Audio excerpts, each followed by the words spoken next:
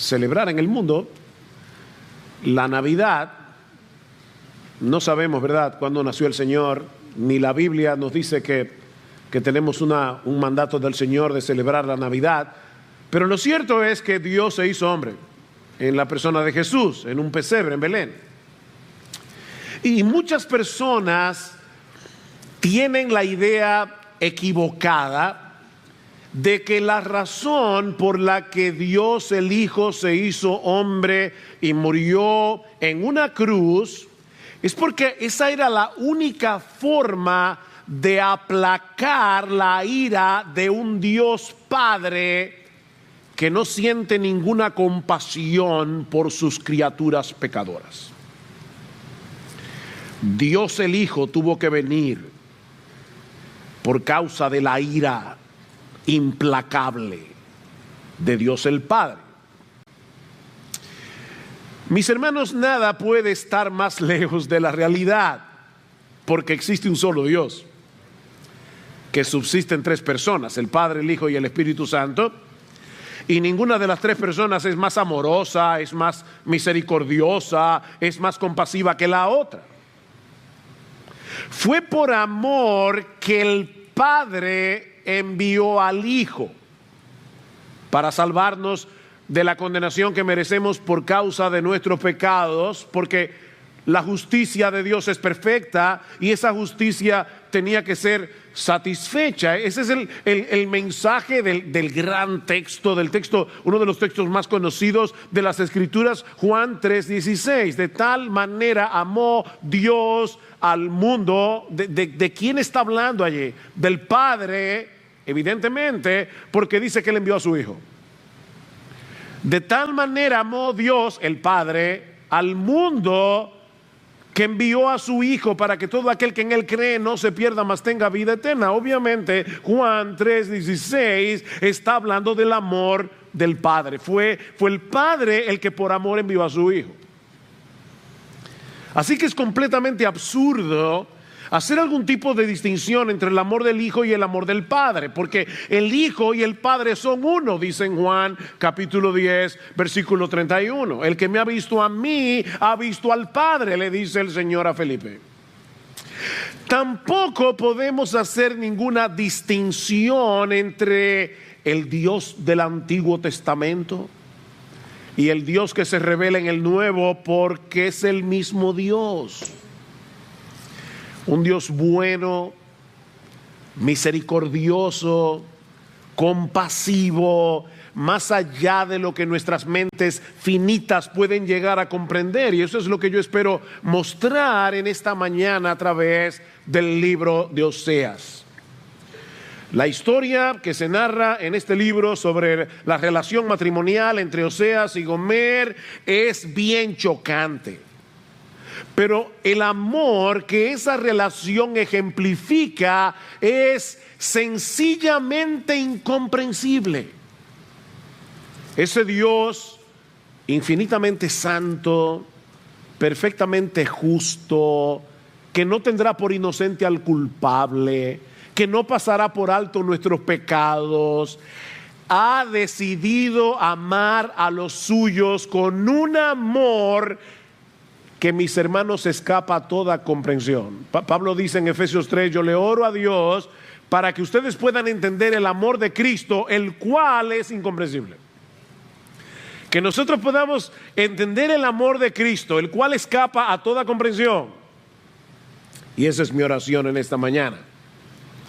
Este libro comienza como cualquier libro profético, cualquiera de los libros proféticos, ubicando el ministerio de Oseas en su contexto histórico. Veamos en primer lugar Israel en los días de Oseas, versículo 1. Palabra del Señor que vino a Oseas, hijo de Beeri, en días de Usías, Jotam, Acaz y Ezequías, reyes de Judá, y en días de Jeroboam, hijo de Joás, rey de Israel. Como la mayoría de ustedes saben, las 12 tribus que formaban la nación de Israel se dividieron durante los días de Roboam, el hijo de Salomón, quedando 2 tribus en el sur, Benjamín y Judá, que a partir de ese momento iba a ser conocido como el reino del sur o Judá, y 10 tribus en el norte, que a partir de ese momento iba a ser conocido como Israel. Y fue mayormente para ese reino del norte, Israel, que Oseas ministró. Durante la historia de estos dos reinos, 19 reyes reinaron en el sur, 19 reyes reinaron en el norte. En el sur, la mitad de los reyes fueron temerosos de Dios. En el norte, todos fueron incrédulos. Tomando como punto de referencia a los reyes mencionados en el versículo 1, podemos decir con bastante certeza que Oseas comenzó su ministerio profético alrededor del año 750 antes de Cristo y concluyó cerca de la caída y cautiverio de Israel, el reino del sur, de manos de Asiria en el año 722 antes de Cristo. Fue un tiempo de mucha prosperidad material para el reino del norte, para Israel, pero también de mucha corrupción social, política, religiosa. El reino del norte se había prostituido adorando a Baal, el dios del clima y de la fertilidad. Ellos cometieron adulterio espiritual. Israel se había olvidado del Dios vivo y verdadero para buscar prosperidad, satisfacción, significado en los ídolos falsos del mundo pagano a su alrededor. Esa fue la sociedad a la que Oseas le predicó la palabra. No muy diferente a nuestra sociedad. Idólatra, materialista, violenta, moralmente corrupta. Pero mis hermanos, es precisamente en el contexto de ese trasfondo tan oscuro que brilla más intensamente la gracia, la misericordia, el amor de Dios, ejemplificado en la vida del profeta Oseas y en su relación matrimonial con Gomer. Lo que nos lleva a nuestro segundo encabezado: el matrimonio del profeta. Versículo 2. Cuando por primera vez el Señor habló por medio de Oseas, el mensaje era para él. El Señor le dijo: anda, toma para ti a una mujer ramera y engendra hijos de prostitución, porque la tierra se prostituye gravemente abandonando al Señor. Fue pues y tomó a Gomer, hija de Diblaim, y ella concibió y le dio a luz un hijo. Para muchos estudiosos de las Escrituras, esta orden divina plantea un serio dilema moral. Mis hermanos, ¿cómo es posible que Dios le haya pedido a uno de sus profetas que se case con una mujer así? En Levítico 21:7, Dios prohibió tajantemente que un sacerdote se casara con una mujer inmoral. La pregunta es, ¿acaso no debía aplicarse el mismo estándar para un profeta? Desde cualquier punto de vista, lo que Dios le estaba pidiendo a Oseas no parece encajar con lo que él mismo nos enseña en su palabra acerca de la santidad del matrimonio. Pero Dios no solo le pidió lo que le pidió, sino que el Espíritu Santo inspiró a Oseas para que dejara su historia registrada en la Biblia. Qué raro, ¿verdad? Dios quería que tú y yo, en el año 2022, casi terminando, conociéramos esta extraña historia de amor. Ahora, debo aclarar que es muy probable que Gomer no haya sido una ramera, una mujer fornicaria, como dice la Reina Valera, en el momento en que se casó con Oseas. Recuerden que el profeta está mirando los hechos en retrospectiva, o sea, él está escribiendo la historia después que todas estas cosas sucedieron. Si yo le diera en esta mañana que mi esposa y yo nos conocemos desde niños y que estudiamos en la misma escuela en San Juan de la Maguana, lo cual fue verdad, o es verdad, yo supongo que todos ustedes van a entender que en ese tiempo no éramos esposos. Pero yo estoy diciendo mi esposa y yo, porque ahora estamos casados y yo estoy contando la historia después que pasó. Bueno, aparentemente es algo como eso lo que tenemos aquí. Y una prueba de eso lo tenemos en el versículo 2. Cuando por primera vez el Señor habló por medio de Oseas, el Señor le dijo: anda, toma para ti a una mujer ramera y engendra hijos de prostitución. O toma para ti una mujer ramera y a hijos de prostitución. Pero en ese momento Gomer no tenía hijos. Sin embargo, repito, como la historia se está escribiendo, mirando hacia atrás, el profeta está hablando como si ya los hijos estuvieran ahí. Ahora, de todos modos, Dios sí le estaba pidiendo a Oseas que le entregue su corazón a una mujer que lo iba a traicionar, a una mujer que lo iba a humillar públicamente. ¿Ustedes se imaginan cómo fue para Oseas el día de la boda? Ya él sabía de antemano. Todo el mundo se casa, ¿verdad?, suponiendo que su matrimonio va a ser feliz, esperando que su matrimonio sea feliz. Bueno, Oseas no tenía ninguna razón para esperar tal cosa, porque ya Dios le había dicho lo que iba a suceder con su matrimonio. Oseas, yo te estoy pidiendo que le entregues tu corazón a una mujer que no lo va a apreciar, a una mujer que te despreciará, a una mujer que terminará siéndote infiel. Y yo sé que esto suena chocante, porque lo es. Pero mis hermanos, la historia que está detrás de esta historia es 1000 veces más sorprendente. Porque tú y yo somos Gomer y Dios nos tomó por esposa si somos cristianos. ¿Por qué nos choca tanto que Dios le haya pedido a un hombre de carne y hueso que se case con una mujer ramera cuando él decidió casarse con una prostituta? Dios decidió casarse con una ramera, contigo y conmigo. ¿Te ofendes? Entonces tú no eres esposa del Señor. Porque si tú fueras esposa de Cristo, tú sabrías muy bien lo que la Biblia dice acerca de ti y acerca de mí. Oseas, mis hermanos, no es más que una sombra imperfecta de nuestro marido. Y tú y yo somos una sombra imperfecta de quien es Gomer. Cuando Dios nos escogió para ser suyos desde antes de la fundación del mundo, no lo hizo porque nosotros fuéramos atractivos a sus ojos.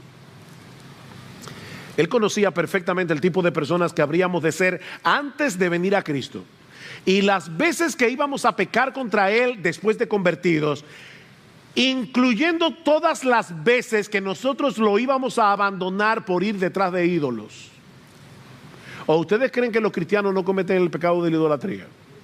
¿Por qué ustedes creen que Juan termina su carta, primera de Juan, capítulo 5, versículo 20, diciendo: porque sabemos que estamos en el verdadero, en su Hijo Jesucristo, este es el verdadero Dios y la vida eterna, hijitos, guardaos de los ídolos?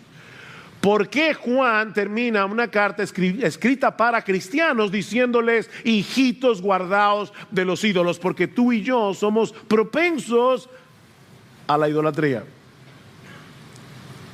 Un autor llamado Brad Bickney nos dice que un ídolo es cualquier cosa o cualquier persona que captura nuestro corazón, nuestra mente y nuestros afectos más que a Dios. Ahí está la frase clave: más que a Dios. Puede que se trate de algo bueno en sí mismo, la esposa, el esposo, los hijos. Pero si lo deseas más que a Dios, ya se ha convertido en un ídolo. Cuando el hecho de no tener eso que deseas te causa irritación, te causa descontento, te causa ansiedad, te causa temor, eso es, mi hermano, mi hermana, un síntoma inequívoco de idolatría. Ese descontento, esa irritación, ese temor, esa ansiedad es un indicativo de que Dios no es suficiente para nosotros. Es un indicativo de que tenerlo a Él no nos basta. Tan pronto ese deseo desmedido se apodera de nuestro corazón, hemos cometido adulterio espiritual en la presencia misma de Dios. ¿Cuál es el primer mandamiento? No te harás dioses ajenos delante de mí. Esa frase es importante. Delante de mí, dice Dios. Todo lo que tú deseas más que a Él, escucha bien, mi hermano, es un altar idolátrico que estás colocando en la misma cara de Dios para hacerle infiel. No tendrás dioses ajenos delante de mi cara, dice Dios. Eso es como el esposo que pone la foto de su amante frente a la cámara, al lecho nupcial en la habitación matrimonial. ¿Se imaginan eso? Y aún sabiendo de antemano que en ocasiones tú y yo íbamos a hacer eso, Él nos escogió para ser los recipientes de su bendita gracia. ¿Qué dice Efesios 2?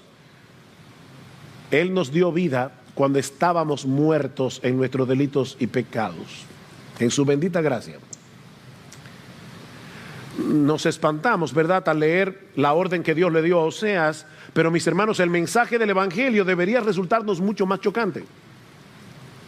Ese Dios 3 veces santo, perfectamente justo, que le ordenó a Oseas que se casara con Gomer, es el mismo que decidió tomar a una mujer fornicaria para hacerla suya. Pero volviendo a nuestra historia, poco tiempo después de la boda, Gomer sale embarazada. Y dice en el versículo 3, no sé si notaron una palabrita pequeñita pero importante, que ella le dio a luz un hijo. O sea, que ese hijo era de Oseas. Valga la redundancia. Le dio a luz. Ese hijo ese varoncito era de Oseas. Y Dios le ordena que le ponga por nombre Jezreel, dice en el versículo 4. Esa palabra Jezreel tiene un doble significado, porque significa esparcir y plantar. Y si ustedes lo piensan, es porque el movimiento de la mano es el mismo para esparcir y para plantar, como se hacía en aquellos días. Y luego veremos por qué la ambigüedad de esa palabra. Poco después, Gomer sale embarazada otra vez. Versículo 6. Ella concibió otra vez y dio a luz una hija. Noten que ahora no dice le dio a luz una hija. Ahora dice simplemente dio a luz una hija a la que Dios le pide que le ponga por nombre Lo Ruamá, que significa no compadecida. ¿Ustedes se imaginan una niña que se llama no compadecida? Lo Ruamá. Probablemente ya esta niña no era de Oseas. Pero después ella sale embarazada otra vez. Versículo 8 y 9. Ya lo leímos. Tampoco dice que el niño era de Oseas. Y más bien Dios le dice, ponle por nombre Lo a mí. O sea, no pueblo mío. Y ya Dios le está diciendo, ese tampoco es hijo tuyo. No pueblo mío. Ya este niño seguro que no era de Oseas. Y podemos imaginar, el que ha vivido en un pueblo pequeño, sabe cómo son las cosas en los pueblos. A estas alturas, Oseas era la comidilla del pueblo. Todo el mundo sabía lo que su esposa estaba haciendo. La situación se va tornando cada vez más vergonzosa para Oseas, hasta que finalmente Gomer decide abandonarlo para irse detrás de sus amantes. Capítulo 2, versículo 5. Pues su madre se prostituyó. La que los concibió se deshonró porque dijo: iré tras mis amantes que me dan mi pan y mi agua, mi lana, mi lino, mi aceite y mi bebida. Me iré tras mis amantes. ¿Y saben lo que hizo Oseas? Después que Gomer lo abandonó. Aquí debo hacer la salvedad de que a veces estamos leyendo el libro de Oseas y se nos hace difícil distinguir ¿de quién está hablando el profeta? ¿Es de él mismo o de Dios? No sabemos. Pero probablemente está hablando de los dos. Porque Dios está usando la historia de Oseas para mostrarnos algo acerca de él. ¿Saben lo que hizo Oseas? Siguió cuidando a su esposa adúltera, siendo fiel al voto que había hecho con ella cuando se casó. ¿Y cómo lo sabemos? Vean el versículo 8. Pues ella no sabía, fíjense, en el versículo 5 dice: me iré tras mis amantes que me dan mi pan, mi agua, mi lana, mi lino, mi aceite y mi bebida. Pero ella no sabía que era yo el que le daba el trigo, el mosto y el aceite, y le prodigaba la plata y el oro que ellos usaban para Baal.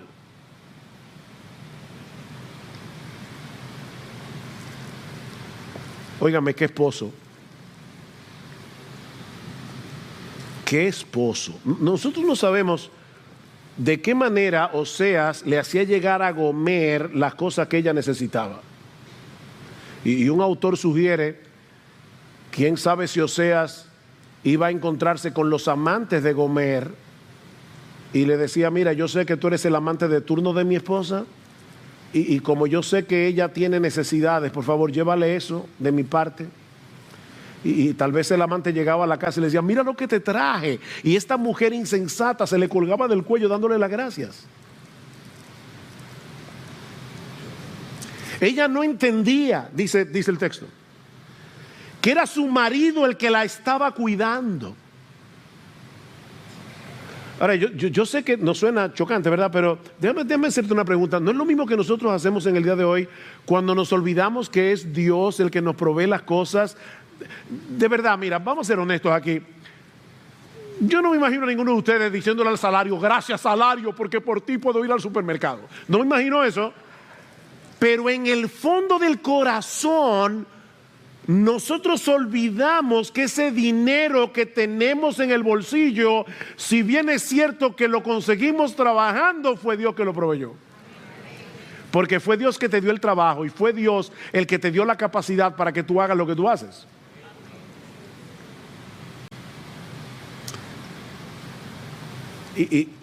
Y hacemos lo mismo que Gomer. Le damos la gracia al amante en vez de darle la gracia al Señor. Mire, leyendo esta historia nos parece increíble que una mujer sea tan insensata como para serle infiel a un marido como Oseas. Pero ¿no es eso lo que nosotros hacemos cada vez que buscamos en las cosas creadas lo que solamente el Creador puede darnos? ¿No somos también tan insensatos? No lo olviden, mis hermanos, nosotros somos Gomer. Nosotros tenemos en los cielos un marido perfecto que nos ha bendecido con toda bendición espiritual en los lugares celestiales en Cristo, dice Pablo en Efesios capítulo 1 versículo 3. Y ha prometido, Filipenses 4:19, nuestro Dios suplirá todo lo que nos falta conforme a sus riquezas en gloria en Cristo Jesús. Ese es nuestro marido. Pero muchas veces nos alejamos de Él para ir detrás de nuestros ídolos, como si nuestro Dios no fuera suficiente. ¿Y saben lo que hace Dios? Si en verdad somos parte de su pueblo, Él encuentra la forma de hacernos reaccionar. Y si no puede despertarnos de nuestra locura por medio de su bondad, lo va a hacer por medio de su disciplina. Gomer continuó enredada en su pecado, yendo tras los deseos de su corazón, hasta que las cosas comenzaron a ir de mal en peor. Noten el versículo 6 del capítulo 2. Por tanto, he aquí cercaré su camino con espinos, levantaré un muro contra ella para que no encuentre sus senderos, y seguirá a sus amantes, pero no los alcanzará, los buscará, pero no los hallará, y entonces dirá: iré y volveré a mi primer marido, porque mejor me iba entonces que ahora. Eso era lo que Dios quería que Gomer dijera, que su esposa dijera. Oye, qué mal me ha ido con mis amantes, me volveré a mi primer marido. El propósito de la disciplina era hacer que esta mujer infiel volviera a su marido, porque el amor verdadero siempre busca dar lo mejor de sí. ¿Y saben qué es lo mejor que Dios tiene? Él mismo. La mejor bendición que Dios tiene para nosotros es Dios. Él no tiene nada mejor que darnos. Él sabe muy bien lo que vamos a cosechar si nos alejamos de Él para ir detrás de nuestros ídolos. Cuando buscamos significado, propósito, satisfacción, deleite, alegría en otras cosas fuera de Él. Dios lo sabe. Y es por eso que muchas veces Él nos deja cosechar las amargas consecuencias de nuestro pecado, hasta que digamos como el hijo pródigo: cuántos jornaleros en casa de mi padre tienen abundancia de pan, y yo aquí perezco de hambre. Me levantaré e iré a mi padre otra vez. El Señor quiere llevarnos a la sensatez de decir: iré y me volveré a mi primer marido, porque mejor me iba entonces que ahora.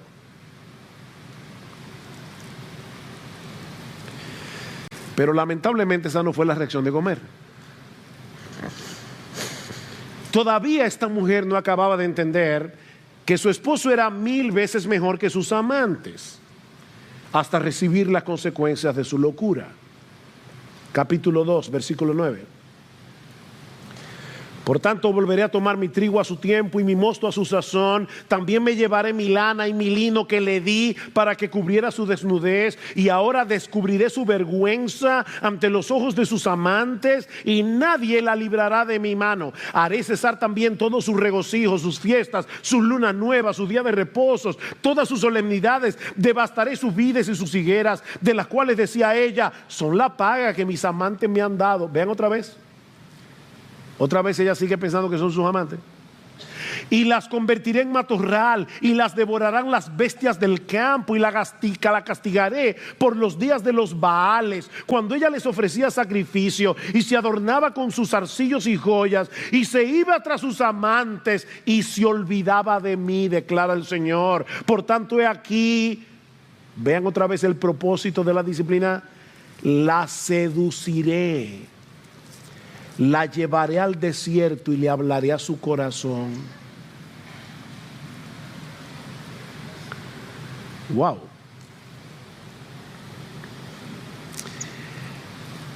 Eventualmente, Gomer fue desechada por sus amantes y tratada como una basura. Fue tal su degradación moral que Gomer terminó siendo vendida en el mercado de esclavos. Allí fue exhibida públicamente como una mercancía barata, esperando al próximo hombre que la comprara para abusar de ella. Pero entonces ocurre lo inesperado. Capítulo 3. Y el Señor me dijo: ve otra vez, ama a una mujer amada por otro y adúltera, así como el Señor ama a los hijos de Israel, a pesar de que ellos se vuelven a otros dioses y se deleitan con tortas de pasas. La compré pues para mí por 15 siclos de plata y 1 omer y medio de cebada. ¿Ustedes se imaginan a Oseas participando en la subasta de su propia esposa? Todos los hombres en el mercado mirándola con desprecio, ofreciendo poca cosa para comprarla. Mis hermanos, esto tiene que haber sido muy humillante para Oseas. Pero no solo estuvo dispuesto a pagar el precio que pedían por Gomer, sino que vuelve a reafirmarle el voto matrimonial, versículo 3. Y le dije, te quedarás conmigo por muchos días, no te prostituirás ni serás de otro hombre, y yo también seré para ti.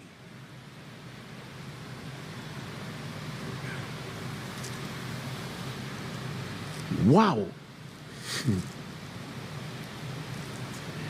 Una vez más, Dios quiere recordarnos que la actuación de Oseas, por extraordinaria que parezca, no es más que un pálido reflejo de lo que Él hace por su pueblo. Versículo 4. Porque por muchos días los hijos de Israel quedarán sin rey y sin príncipe, sin sacrificio y sin pilar sagrado y sin efod y sin ídolos domésticos. Después los hijos de Israel volverán y buscarán al Señor su Dios y a David su rey, y acudirán temblorosos al Señor y a su bondad en los últimos días. Dios no le estaba pidiendo a Oseas que hiciera nada que él no estaba dispuesto a hacer por su esposa. Israel iba a sufrir con creces las consecuencias de su adulterio, pero aún en medio del mensaje de juicios que Oseas pronuncia contra el pueblo, la misericordia divina vuelve a brillar de una forma extraordinaria. Vayan otra vez al capítulo 1, versículo 9. El Señor le dijo, ponle por nombre Lo a mí, porque vosotros no sois mi pueblo y yo no soy vuestro Dios. Sin embargo, el número de los hijos de Israel será como la arena del mar, que no se puede medir ni contar. Y sucederá que en el lugar donde se les dice no sois mi pueblo, se les dirá sois hijos del Dios viviente. Y luego en el capítulo 2, versículo 23, la sembraré para mí. Ahí ven la ambigüedad de Jezreel. Los esparciré, pero luego la sembraré para mí. Otra vez. En la tierra, y tendré compasión de la que no recibió compasión, y diré al que no era mi pueblo, tú eres mi pueblo, y él dirá, tú eres mi Dios. Cientos de años más tarde, el apóstol Pablo va a citar algunos de estos versículos del libro de Oseas para mostrar que la apostasía del pueblo de Israel no frustró el plan redentor de Dios. Mis hermanos, ¿qué pasó con Israel cuando se fueron en cautiverio, que se juntaron con otras naciones vecinas y se convirtieron en un pueblo gentil? Igual que tú y yo. Así que Dios no solo se ha reservado un remanente fiel para sí, sino que también usó el pecado de su pueblo para llevar a cabo su obra de redención. Israel rechazó a su Mesías, provocó que fuera crucificado sin saber que en esa cruz Dios estaba mostrando su amor para con los vasos de misericordia que Él preparó de antemano para gloria, Romanos 9:23, a los cuales también ha llamado no solo de los judíos, sino también de los gentiles. Y para probar su punto, Pablo cita Oseas 2:23.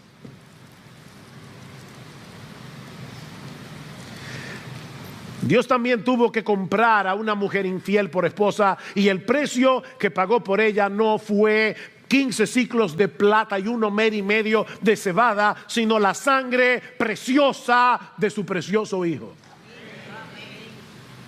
Y con esa sangre nos compró. Hablando acerca de esto, dice Donald Barnhouse, cuando vemos este amor en operación a través del corazón de Oseas, puede que nos preguntemos, ¿y de verdad Dios es así? ¿Saben que para nosotros un amor tan sublime es tan anti-intuitivo que se nos hace difícil creer que Dios nos ama de esa forma? Pero sí, Dios nos ama de esa forma. Porque lo dice su palabra. Y porque la cruz lo dice a gritos. Sí, nosotros tenemos un Dios misericordioso, compasivo, bondadoso. Sigue diciendo Barnhouse, cómo Dios quiere que veamos, lo veamos a Él llevando a cabo su plan a través del pecado de sus criaturas. Y escuchen las palabras de este predicador. Él iba a darle al hombre los árboles del bosque y el hierro en la tierra y la inteligencia para hacer un hacha con el hierro, para cortar un árbol y convertirlo en una cruz. Le daría la habilidad para hacer clavos y un martillo para que sujetaran a su hijo y lo clavaran ahí. Y de esa forma tomaría sobre sí los pecados del hombre y haría posible que aquellos que lo despreciaron, que lo rechazaron, vinieran a Él y conocieran el gozo de saber que sus pecados son perdonados, removidos, echados en el fondo del mar, que conocieran la seguridad del perdón y de la vida eterna y participaran de la expectativa, de la esperanza de gloria con Él por siempre. Ese es nuestro Dios y no hay otro semejante a Él.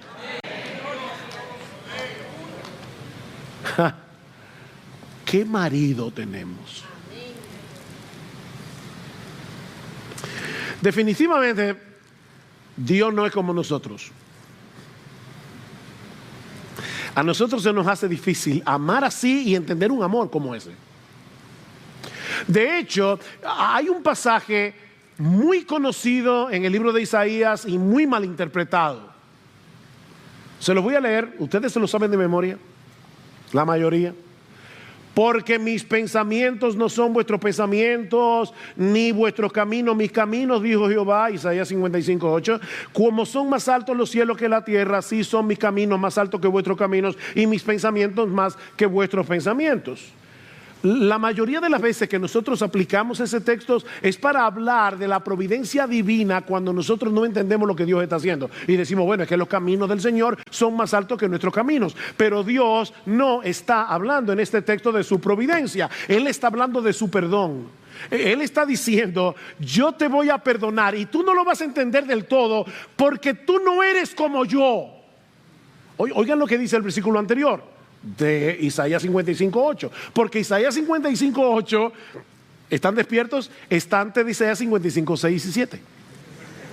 Y oigan lo que dice el texto: buscad a Jehová mientras pueda ser hallado, llamadle en tanto que está cercano. Deje el impío su camino y el hombre inicuo sus pensamientos, y vuélvase a Jehová, el cual tendrá de él misericordia, y al Dios nuestro, el cual será amplio en perdonar, porque mis caminos no son como los tuyos. ¿Ven el punto? A ti y a mí se nos hace muy difícil perdonar porque somos crueles, porque llevamos la venganza en el ADN.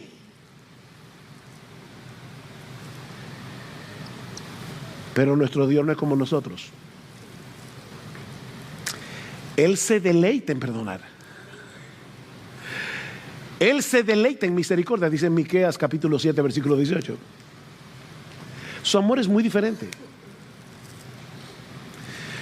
Gomer cometió una locura indudablemente al alejarse de un esposo como Oseas para ir detrás de sus amantes. Pero mis hermanos, nuestra locura es 1000 veces mayor cuando buscamos fuera de nuestro esposo lo que solamente Él puede darnos. Él nos escogió desde antes de la fundación del mundo para darnos el gozo y la alegría de conocerlo íntimamente, transformar nuestro carácter conforme al de su Hijo, hacernos coherederos del universo juntamente con Él. ¿Tú quieres más? Pero es tal nuestra locura que muchas veces Dios tiene que perseguirnos para bendecirnos. ¿Saben que una de las cosas que más me impresionan del libro de Oseas es que en todo el libro, en ningún momento, Oseas revela lo que había en su corazón cuando su esposa le estaba siendo infiel? Búsquenlo, no lo van a encontrar. Pero Dios se vale de su profeta para hacernos saber lo que había en el suyo. Dios abre su corazón. Es muy humillante para que un hombre desnude su corazón delante de otros y mostrarles su dolor por una esposa que lo ha traicionado. Pero eso es precisamente lo que hace Dios en todo el libro de Oseas. Ven el capítulo 11.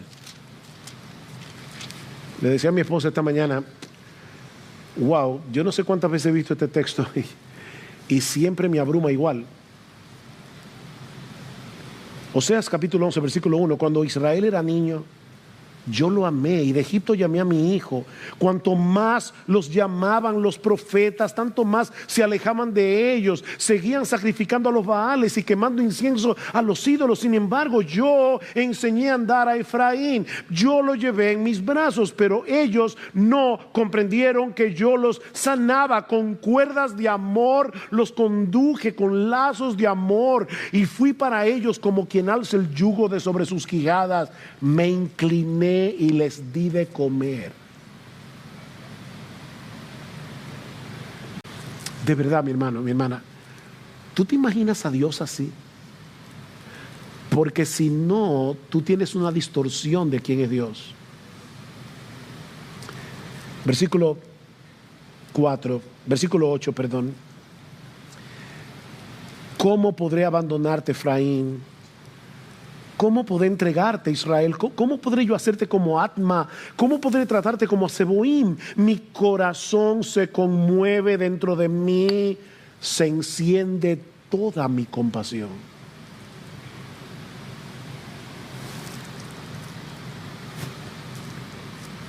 ¿Escuchas los suspiros del corazón de Dios? ¿Qué aprendemos del libro de Oseas? Bueno, son muchas las lecciones que podemos aprender del libro, pero por causa del tiempo voy a limitarme a 2 o 3. Por un lado, este libro nos muestra la verdadera cara del pecado y cómo podemos luchar eficazmente contra él. Mis hermanos, cada vez que un cristiano busca fuera de Dios lo que solo Él puede darnos, estamos cometiendo adulterio espiritual. La razón por la que tú y yo pecamos es porque pensamos encontrar fuera de nuestro esposo algo mejor de lo que Él nos ofrece en Cristo. ¿Quieres luchar eficazmente contra los ídolos de tu corazón? Bueno, en primer lugar, identifícalos. Identifícalos. ¿Cuáles son esos ídolos contra los cuales tienes que luchar? Pídele a Dios en oración que te ayude a examinar con objetividad tu propio corazón. Déjame hacerte una pregunta. ¿Cuáles son los deseos que están controlando tus pensamientos y tus conversaciones? Porque de la abundancia del corazón habla la boca. ¿En qué tú sueñas cuando sueñas despierto?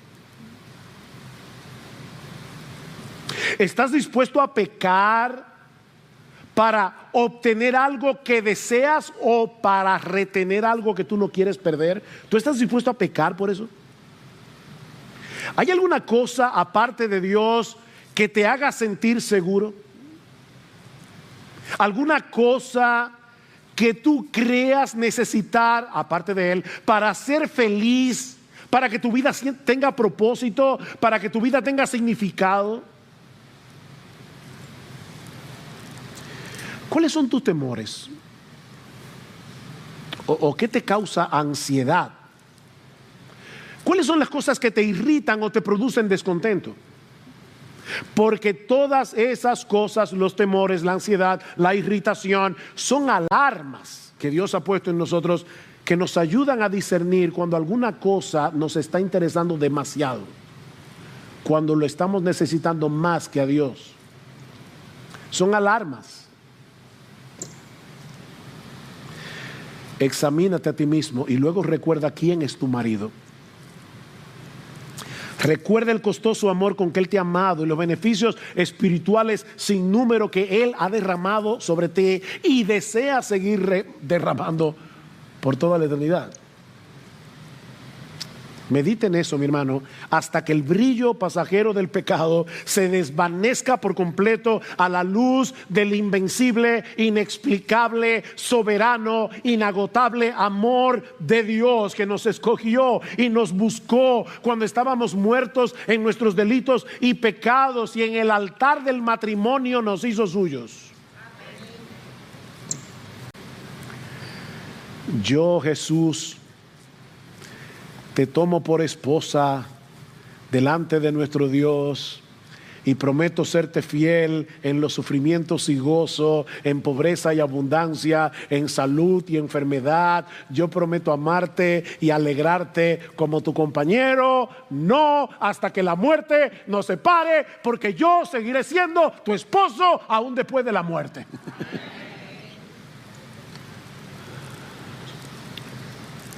Pero también aprendemos en este libro que los creyentes no somos gentes necesitadas de amor. No tenemos que ir por la vida demandando que otros nos amen. Por favor, olvídate de eso. No tenemos que ir por la vida mendigando amor. El amor que Dios ha derramado sobre nosotros sin merecerlo es tan extraordinariamente abundante, o para decirlo de una manera más fuerte, es tan extraordinariamente extravagante, que, como bien señala Edward Welch, nuestra meta debe ser amar a las personas en vez de necesitarlas. Nuestra meta debe ser amar a las personas más que necesitarlas. El Dios de los cielos nos rescató de la esclavitud del pecado, nos compró para sí al precio de la vida de su Hijo, para hacernos libres, para que pudiéramos disfrutar de su amor por los siglos de los siglos. Y ahora yo te pregunto, ¿de verdad nosotros somos personas necesitadas de amor? All you need is love, decían los Beatles. Todo lo que tú necesitas es amor. Pero déjame decirte una cosa. ¿Tú eres creyente? Tú eres demasiado amado. Demasiado amada. No, you don't need love. You need to love. Tú no necesitas ser amado. Tú necesitas amar. Porque tú eres muy amado.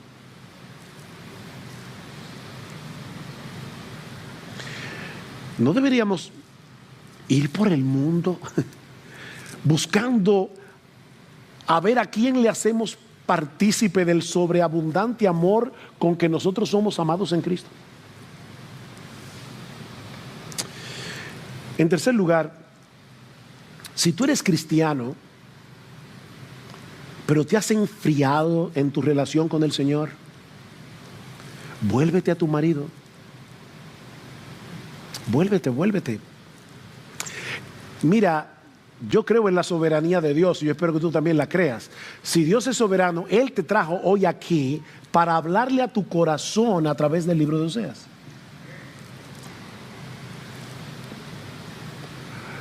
¿Acaso piensas que no hay remedio para ti? ¿Que tu condición espiritual es irreversible? Bueno, si tú piensas hecho eso, escucha la voz de Dios en el último capítulo del libro de Oseas, porque lo que dice aquí es tan relevante y está tan vigente como el día mismo que Dios pronunció estas palabras. Oseas capítulo 14, versículo 1: vuelve a Israel al Señor tu Dios, pues has tropezado a causa de tu iniquidad. Tomad con vosotros palabras y volveos al Señor. Decidle, oigan, Dios es tan bueno que hasta nos dice, dime esto. Te voy a decir lo que tú tienes que decirme a mí.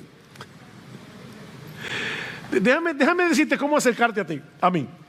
Quita toda iniquidad y acéptanos bondadosamente para que podamos presentarte a ti el fruto de nuestros labios. Ven y dime eso y yo te voy a recibir con los brazos abiertos. Versículo 4, yo sanaré su apostasía, los amaré generosamente, pues mi ira se ha apartado de ellos. Seré como rocío para Israel, florecerá como lirio, extenderá sus raíces como los cedros del Líbano, brotarán sus renuevos y será su esplendor como el del olivo y su fragancia como la de los cedros del Líbano.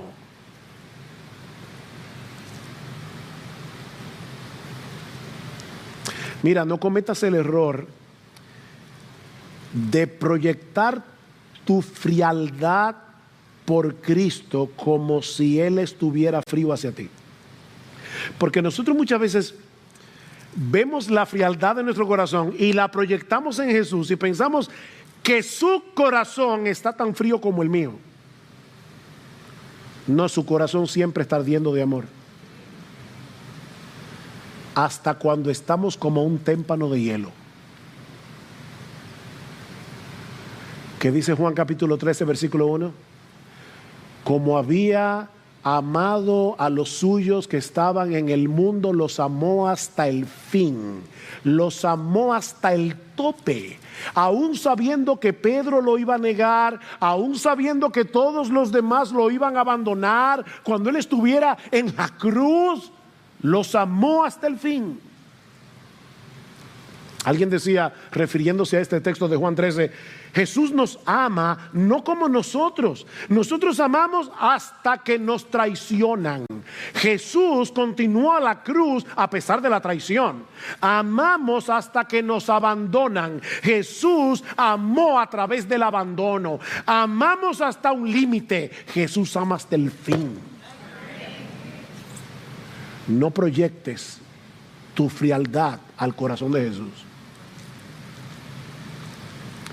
Porque si tú eres cristiano, Él te sigue amando hoy, ahora, así como tú estás, con el mismo amor con que Él te amaba cuando estaba derramando su sangre en la cruz para limpiarte de tus pecados.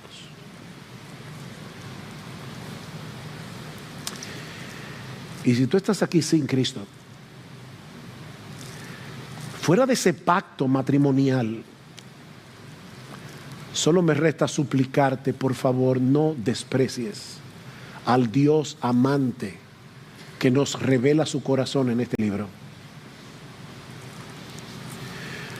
Porque así como es infinita su misericordia para los que se refugian en Él por medio de la fe, así será de infinita su justicia en el infierno para aquellos que los rechazan y continúan en sus pecados. Es por eso que Oseas concluye este libro diciendo, ¿quién es sabio que entienda estas cosas? ¿Quién es prudente que las comprenda? Porque rectos son los caminos del Señor y los justos andarán por ellos, pero los transgresores tropezarán en ellos. Quiere el Señor que tú seas uno de esos que transita por ese camino en vez de caer destruido en él. Abandona hoy los ídolos de tu corazón. Acógete hoy por la fe a la misericordia que Dios nos ofrece en Cristo, que tomó nuestro lugar en la cruz del Calvario para pagar nuestra deuda con la justicia infinita de Dios. Y déjame decirte algo, porque lo dice la palabra, todos tus pecados serán perdonados. Todos tus pecados. Recibirás gratuitamente aquí y ahora el don de la vida eterna en Cristo, y desde ahora podrás disfrutar de ese amor soberano e inagotable de Dios por los siglos de los siglos. Ven a Cristo, mi amigo.